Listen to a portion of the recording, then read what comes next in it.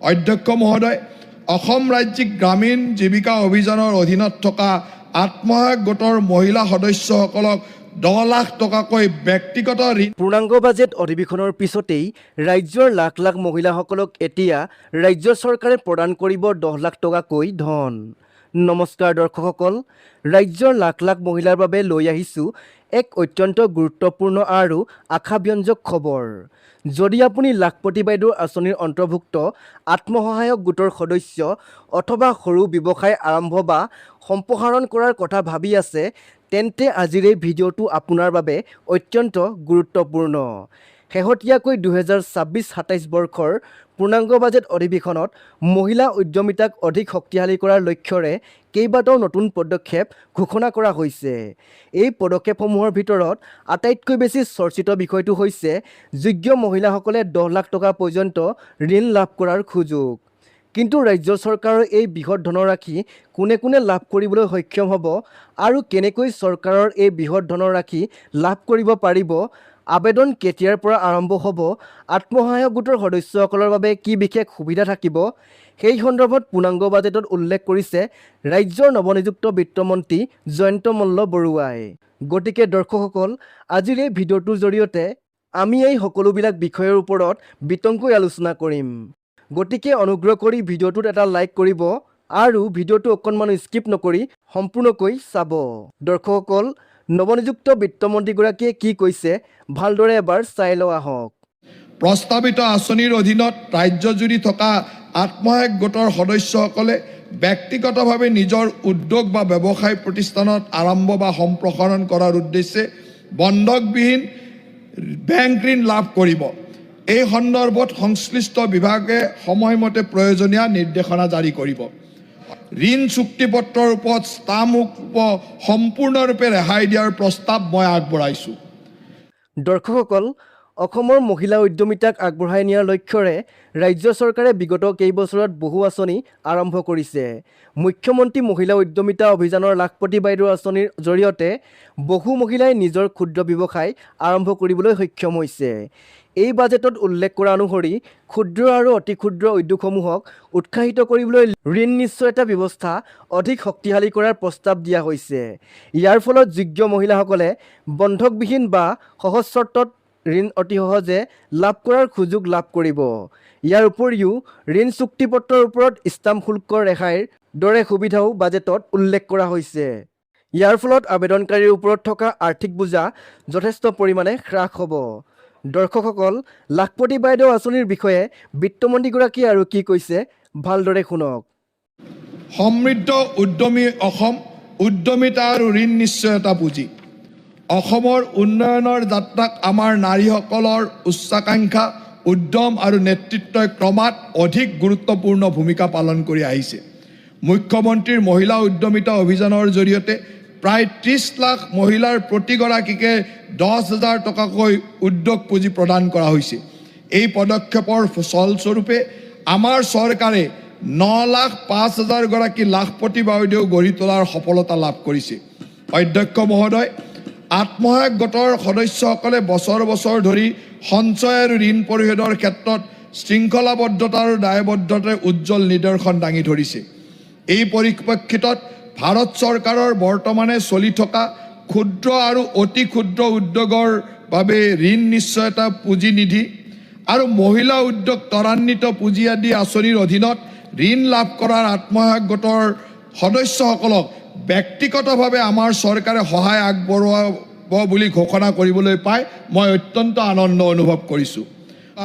আত্মসহায়ক গোটৰ মহিলা সদস্যসকলক 10 লাখ টকাকৈ ব্যক্তিগত ঋণ লাভৰ ক্ষেত্ৰত ঋণ চুক্তিপত্ৰৰ ওপৰত ষ্টাম্প সম্পূৰ্ণৰূপে ৰেহাই দিয়াৰ প্ৰস্তাৱ মই আগবঢ়াইছোঁ। দৰ্শকসকল, বিত্তমন্ত্ৰীগৰাকীয়ে উল্লেখ কৰিছে যে ৰাজ্যখনৰ মুখ্যমন্ত্ৰী মহিলা উদ্যমিতা অভিযানৰ জৰিয়তে প্ৰায় 30 লাখ মহিলা উপকৃত হৈছে। বিগত বৰ্ষত প্ৰতিগৰাকী মহিলাক ৰাজ্য চৰকাৰে 10,000 টকালৈকে প্ৰদান কৰিছিল আৰু প্ৰায় 9,05,000 হিতাধিকাৰীক লাখপতি বাইদেউ হিচাপে গঢ়ি তোলাত সফলতা অৰ্জন কৰিছিল ৰাজ্য চৰকাৰে।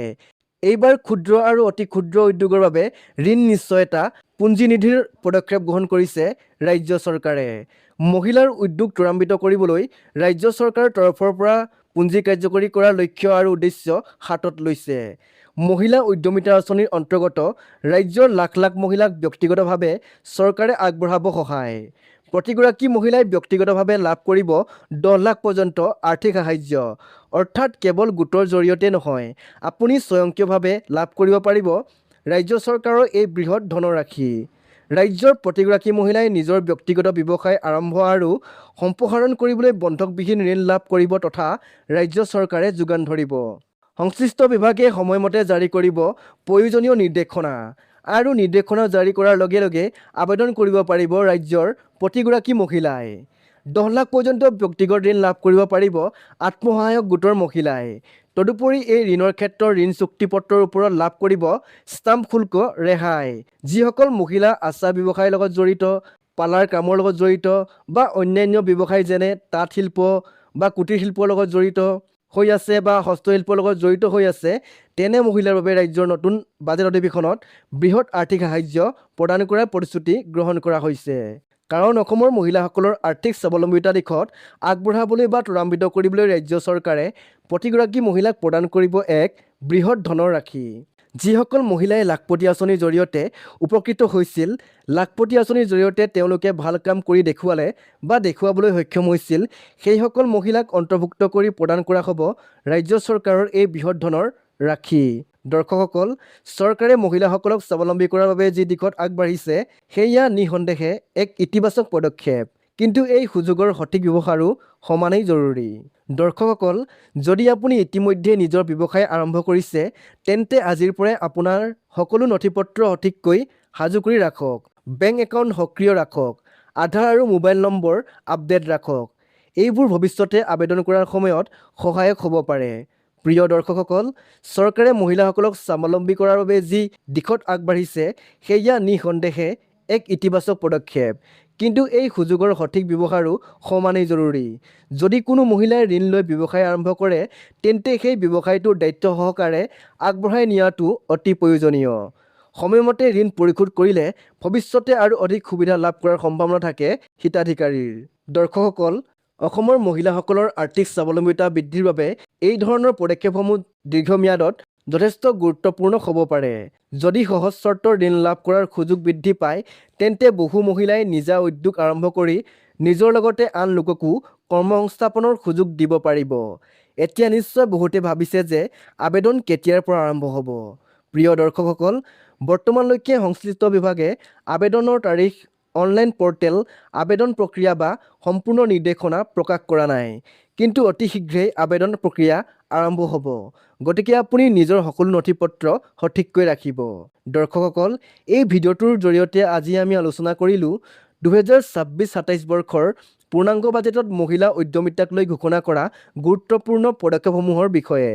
বিশেষকৈ যোগ্য মহিলাসকলৰ বাবে 10 লাখ টকা পৰ্যন্ত ঋণ সুবিধা, আত্মসহায়ক গোটৰ ভূমিকা, সম্ভাৱ্য যোগ্যতা আৰু আবেদন সম্পৰ্কীয় উপলব্ধ তথ্যসমূহৰ বিষয়ে। ভিডিঅ'টো শেষ কৰাৰ আগতে পুনৰ এবাৰ জনাই দিওঁ, যেতিয়াই চৰকাৰে এই আঁচনি সম্পৰ্কে নতুন জাননী, আবেদনৰ তাৰিখ, যোগ্যতা, নথিপত্ৰ বা আন কোনো নতুন তথ্য প্ৰকাশ কৰিব, সেই বিষয়ে আমি সৰ্বপ্ৰথমে আপোনালোকলৈ সম্পূৰ্ণ আৰু সঠিক তথ্য লৈ আহিম।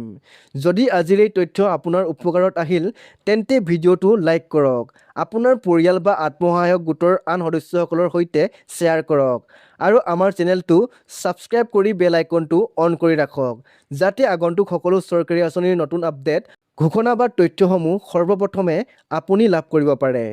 ধন্যবাদ। পুনৰ লগ পাম পৰৱৰ্তী সময়ত এটা নতুন চৰকাৰী আপডেটৰ সৈতে।